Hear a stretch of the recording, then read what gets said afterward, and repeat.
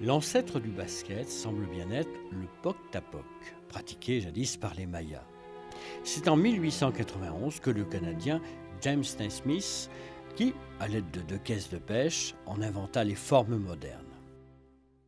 Les 13 règles originales, publiées en 1892, firent de ce jeu un sport qui traversa l'océan. Après quelques balbutiements, l'arrivée des Américains à la fin de la Première Guerre mondiale donna une vitalité nouvelle et irréversible à la balle au panier.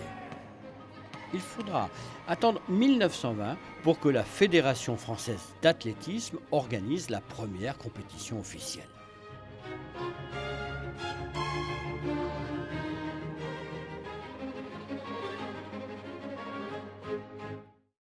Le basket, en France, s'est répandu doucement dans le pays. Simple pour ses installations, il l'est aussi par son nombre de joueurs. Mais comment se fait-il que dans les Landes, ce sport allait devenir une institution ? Francis Darricot. Le basket a été éduqué et appris à l'école normale d'instituteurs qui avait une réaction presque, je dirais, épidermique par rapport au fait que les curés d'alors apprenaient le basket pendant ou après le catéchisme. Donc les instituteurs ont réagi en apprenant le basket à l'école normale. Et de fait, il y a plein d'instituts qui sont venus, notamment en Chalosse, apporter l'histoire et l'apprentissage de cette discipline. Et de multiples clubs sont nés comme ça, de concurrence entre les patronages de l'époque et le club laïque. Le comité des Landes de basket est né alors en 1938. Il s'est arrêté pendant la période évidemment de guerre et il a repris après. Évidemment, si le basket dans les Landes allait devenir une institution, c'est du fait que nombreux sont ceux qui s'y sont donnés corps et âme. L'histoire du comité des Landes ne se résume pas à un ou deux personnages, mais à une multitude de personnes qui ont travaillé la plupart du temps bénévolement, pour faire l'histoire de ce comité. Mais bien entendu, il y a quelques noms qui me viennent à l'esprit. Monsieur Concaré, dont la fille est toujours avec nous pour les finales du Challenge Concaré, qui a été un des premiers présidents. Jacques d'Orgambide, bien sûr, personnage emblématique et président pendant plusieurs mandats.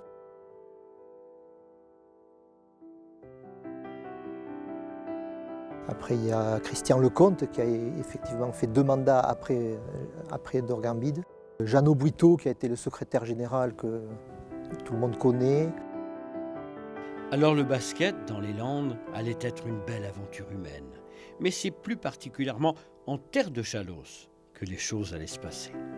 Les gens de la Chalosse, qui sont les purs basketteurs, avaient la réputation d'être assez adroits. Ce qui a fait évoluer l'équipe de Gaujac et qui est arrivée au summum un petit peu. Ce qui a séduit le public, c'est peut-être aussi que ce sport n'était pas réservé aux hommes. Les femmes allaient écrire les plus belles pages de l'histoire du basket dans les Landes.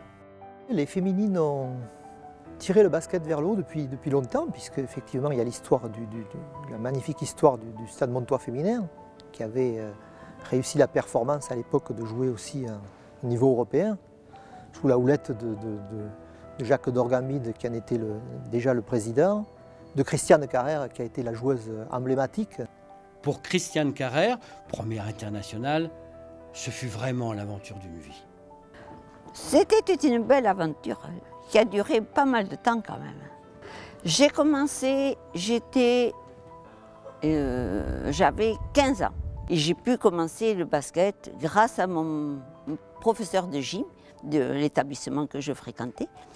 Et elle m'a amené à l'athlétisme, elle m'a amené au basket en suivant. Et après, j'ai percé, voilà, au bout de 2 ans.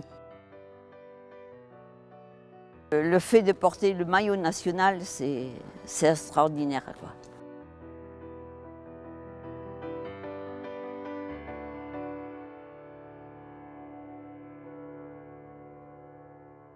Une année de folie. 2 matchs par semaine pendant 3 mois, on ne savait plus où mettre de la tête. On n'était pas habitué à ce rythme de match. Et entre le mois de novembre et le mois de décembre, sur les 2 mois, là, on avait 2 matchs pratiquement par semaine.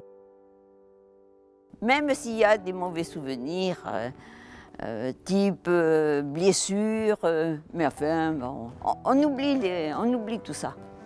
Et on garde le meilleur.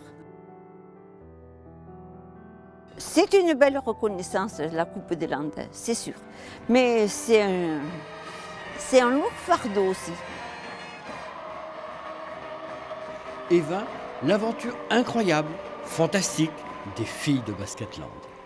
C'est une aventure qui effectivement dépasse le département et de loin.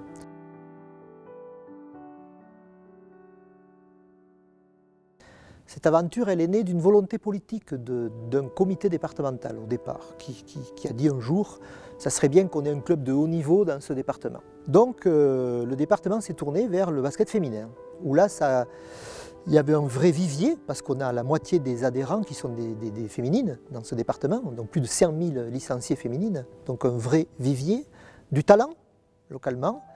Un club support qui était déjà aux portes du professionnalisme. On a réussi ce pari, effectivement, d'avoir un club aujourd'hui qui peut jouer en Coupe d'Europe, et c'est assez extraordinaire.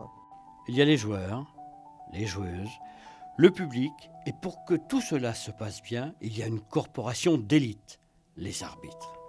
Pierre Destayat. Je suis devenu dirigeant très jeune. Pourquoi? Parce que, je sentais que je pouvais un petit peu diriger. C'est pour ça qu'en devenant dirigeant, j'ai voulu devenir arbitre.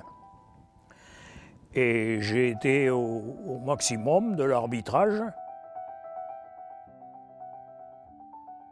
J'ai commencé par l'athlétisme, mais très vite je suis passé au basket.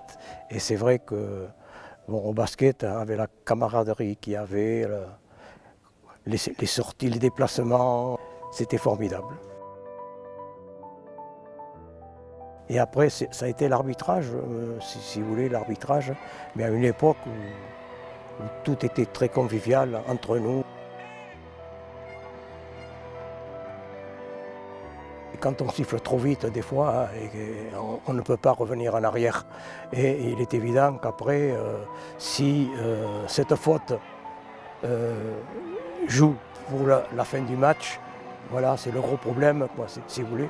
Et des fois, c'est vrai que même si on reconnaît qu'on a fait une faute, il faut l'accepter.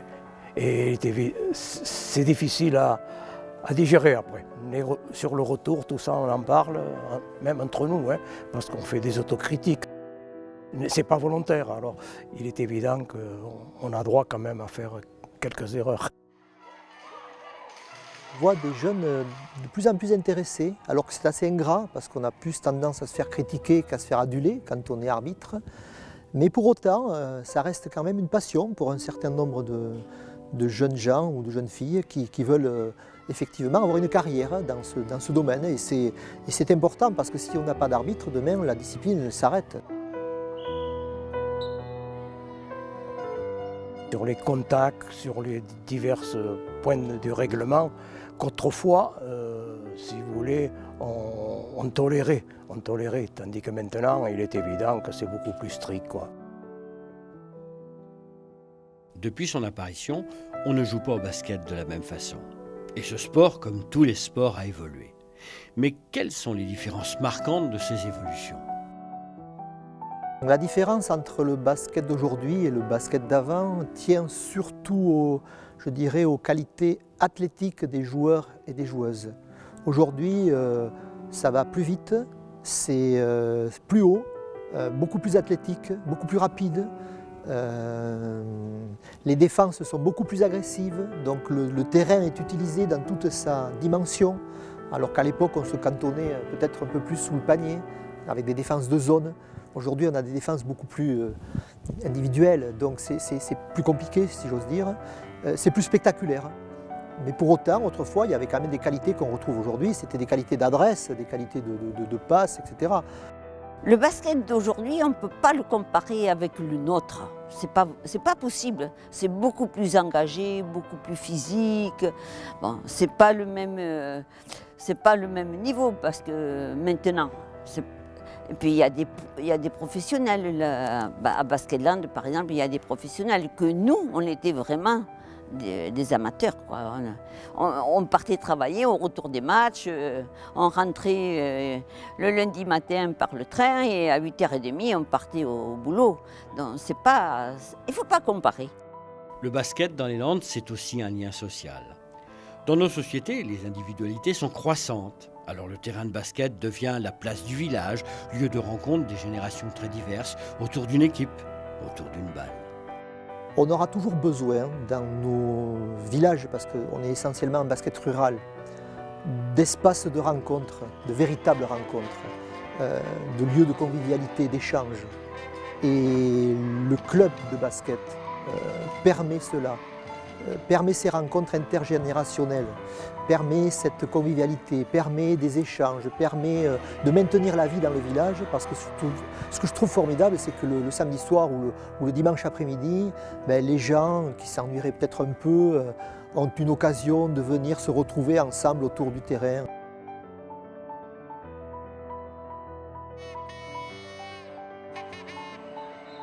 Le basket fait fureur dans les Landes. Il évolue avec son temps. Mais alors, quel basket pour les années à venir? Dans les années à venir, imaginer le basket dans les Landes, c'est pas simple parce que je n'ai pas la boule de cristal, j'ai juste un ballon. Mais je l'imagine toujours aussi passionné, toujours aussi... parce que le dirigeant landais, par essence, est quelqu'un de passionné et je ne peux pas croire que ça va s'estomper comme ça. Il y aura des regroupements, on le voit déjà, de clubs. Il y aura des mutualisations qui vont s'opérer sur le territoire. Ça, c'est obligé, on passera par là. Mais pour autant, je pense que le basket landais tirera sa force de cette mutualisation. Et puis, dans l'avenir, j'ose espérer que les bénévoles continueront à œuvrer pour cette discipline. Il y a 160 bénévoles qui œuvrent pour le comité des Landes de basket aujourd'hui. Et je ne sais combien de centaines de bénévoles qui sont partout disséminés dans nos clubs landais. Et ça depuis des années et des années. C'est à eux que ce reportage doit rendre hommage. Voilà, c'est tous ces gens-là qui font la richesse de cette discipline dans ce département. Coup de chapeau aux bénévoles. Voilà. Quel chemin parcouru depuis le POC-TAPOC des Mayas. Qui aurait pu dire que ce sport deviendrait le ciment d'un département, que ce sport allait forger le mental de tant de Landais qui garderont toujours au fond d'eux ce qui fait la beauté d'une équipe, le partage, l'amitié, le résultat obtenu quand on joue tous en harmonie. Les après-matchs, et puis la déception, parfois la souffrance, mais au bout, toujours le bonheur d'avoir vécu une belle aventure, une aventure fraternelle, une aventure humaine.